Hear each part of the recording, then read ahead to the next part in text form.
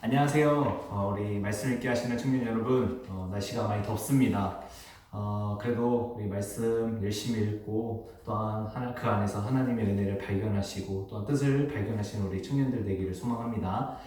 우선 늦게 영상을 제작하게 돼서 죄송하고요.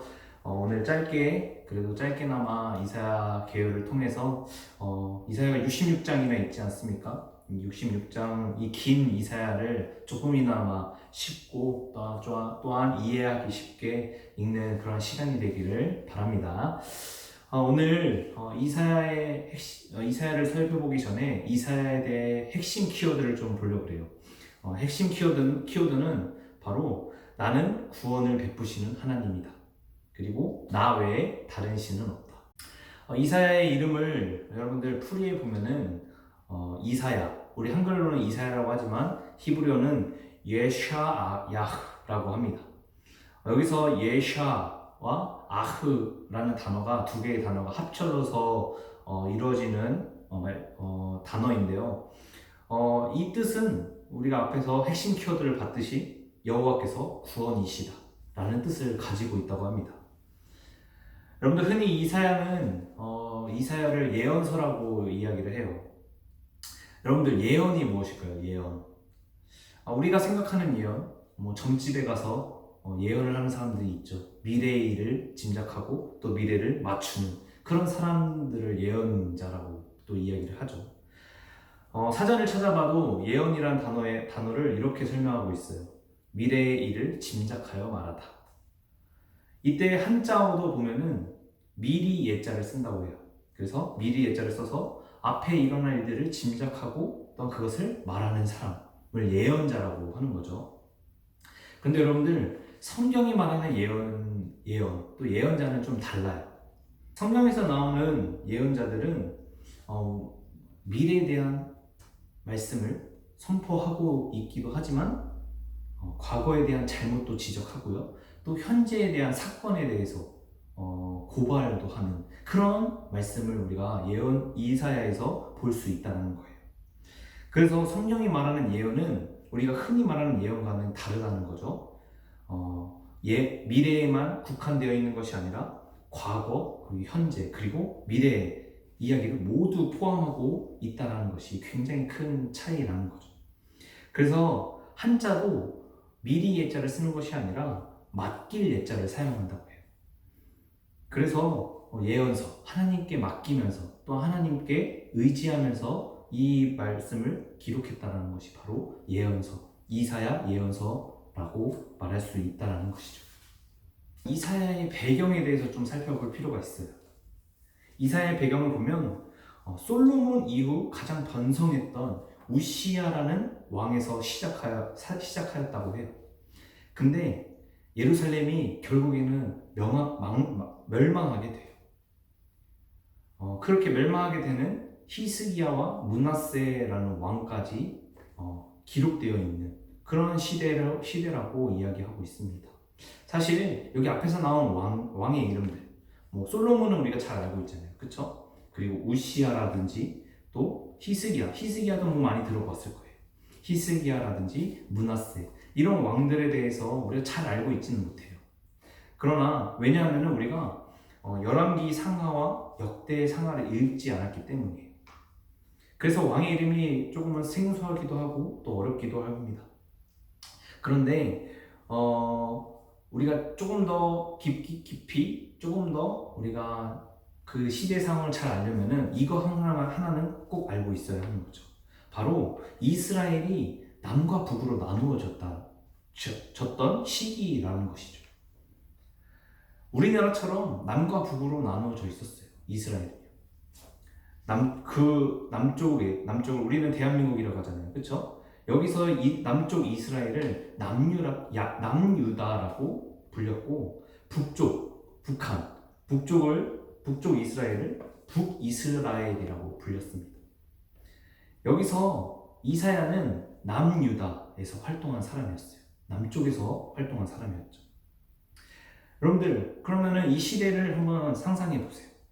이렇게 나라가 분리되었으니까 정치적으로 싸우는 사람들이 참 많았겠죠. 그리고 전쟁도 많이 이루어졌을 거예요.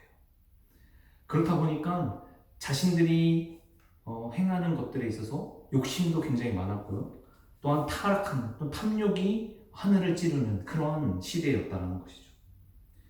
결국에 이 남유다와 북이스라엘은 서로 통합되지 못했어요. 서로 통일되지 못했다는 거죠.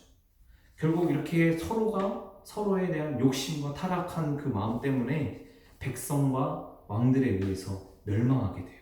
다른 나라로부터 침입되어서 멸망하게 됩니다. 그런 가운데 그런 상황 가운데 이사야라는 사람이 여호와 하나님만이 참된 구원이시다, 여호와 하나님만을 의지해야 한다라고 선포하는 그 글들이 담겨져 있는 게 바로 오늘 이사야 말씀이라는 겁니다. 그렇다면 이사야 책이 기록된 목적이 있겠죠. 이사야가 무슨 목적을 가지고 이 사람들에게 말씀을 기록했을까? 그것은 바로 남유다를 통치했던 왕들을 바라보면서 또한 함께했던 백성들을 바라보면서 하나님께 회개하는 촉구, 회개를 하라고 이야기하는 그런 메시지를 선포하기 위해서 이 글들을 기록했다는 것입니다. 여러분들, 그 이사야가 회개의 메시지를 선포할 때마다 항상 담겨져 있었던 말씀이 있어요. 첫 번째로는 형식적인 종교 의식을 버릴 것, 우상 숭배를 버려야 한다는 거죠. 그리고 두 번째로는 하나님께서 미워하는 악행들을 버려야 한다. 욕심을 부리는 것, 또한 타락하는 것, 그렇게 또한 남을 섬기지 못하는 모습들, 그런 것들을 다 버리라고 한 것이었어요. 세 번째는 도덕적인 부패와 우상 숭배에서 돌아서야 한다라고 말씀하고 있죠. 사실 세계가 나눠져 있지만 세계가 모두 동일하게 하나님만 의지하자라는 것이었습니다. 그리고 동시에 이사야는 모든 고난과 재난으로부터 구원받기 위해서 그 원인이 죄에서 돌아서야 하며 진정한 구원은 사람이 아닌 하나님께로부터 나오는 것이다. 그래서 여호와 하나님 외에는 다른 신이 없다라는 진리를 이 이사야서에 선포하고 기록하고 있다는 것입니다. 또한 이사야는 이 메시아를 통한 죄에 대한 심판에 대해서도 많이 이야기를 해요. 지금 이스라엘이 심판받을 것이다, 멸망하게 될 것이다라는 그 말씀을 선포하죠. 그리고 이스라엘의 회복을 또 예언을 해요. 병 주고 약 주고 하는 것 같지만 이사야는 분명히 하나님의 말씀을 통해서 그들이 깨닫고 또한 깨어날 수 있게끔 계속해서 말씀을 선포한다라는 것이죠. 이것은 여러분들, 이 시대, 이 멸망당해야만 했던 이 이스라엘 사람들에게 경각심을 일깨워주고자 말씀하시는 것일 수도 있지만, 우리가 다시 한번 생각해보면 지금 이 세상, 이 타락한 이 세상을 살아가는 우리들에게 전해주는 말씀이기도 합니다. 말씀 읽기 하시는 여러분, 이사야는 66장이라는 긴 글을 담고 있습니다. 이 긴 글 속에는 앞에서도 이야기했듯이 우리의 삶 가운데 던져지는 경고와 또한 중요한 메시지들이 담겨 있는 것이죠. 그런데 그 경고를 따라가다 보면 우리가 깨닫는 것이 참 많습니다.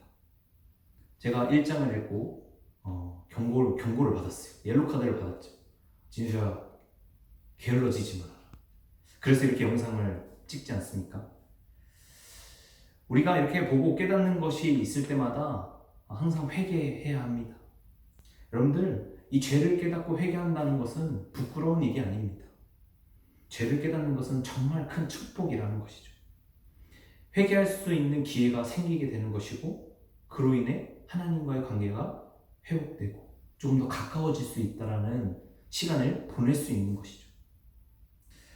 저와 여러분들이 이 이사야를 읽으면서 바라기로는 이사야서를 통해서 하나님 앞에 온전히 서서 가시는 여러분들이 되셨으면 좋겠어요.